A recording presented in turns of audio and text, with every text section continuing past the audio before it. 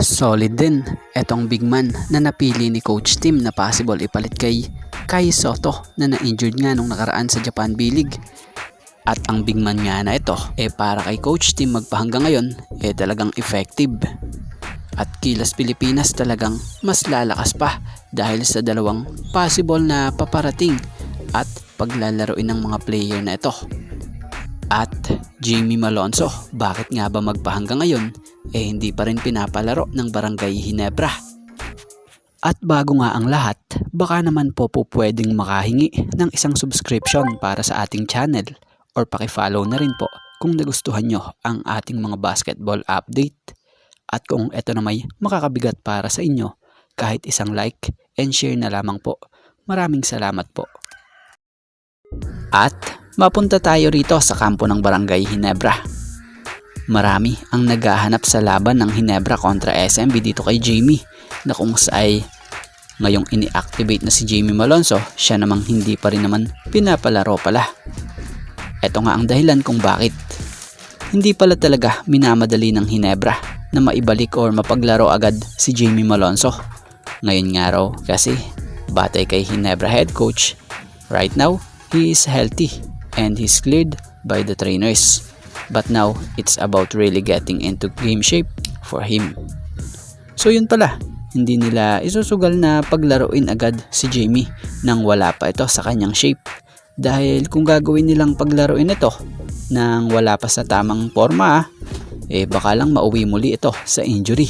So ang gusto nga po nila Coach Tim ma-make sure nga nila na 100% na itong si Jamie Malonzo bago nila uli or bago ito bumalik sa hardcourt.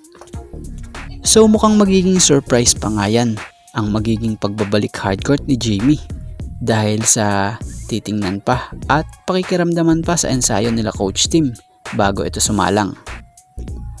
Susunod na makakalaban nga po ng Ginebra sa elimination ngayon ay itong Northport Batang Pier na siyang kaabang-abang din kung dito na ba gagamitin itong si Jamie Malonzo or sa mga susunod pang magiging game ng Barangay Ginebra. Speaking of Kai Sotto, matatandaang nung mga nakaraang araw trending at pinag-usapan talaga ang naging masamang pagkakadulas ni Kai Sotto na nauwi pa sa pagka-injury na to.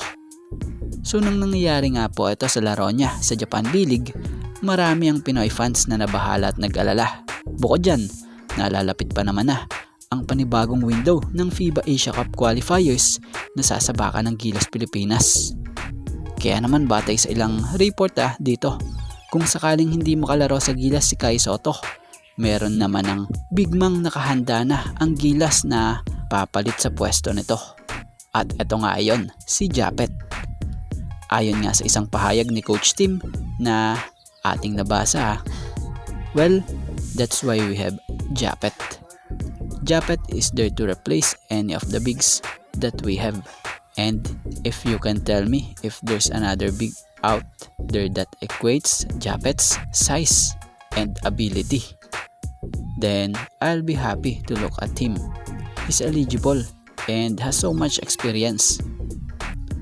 Pero syempre, para kay Coach Tim, ninanais pa rin naman niya na makarecover si Kai Sotto bago nga ang FIBA qualifiers. At about pa rin sa Gilas kung may Japet, tandaan nyo, may Mason Amos pa.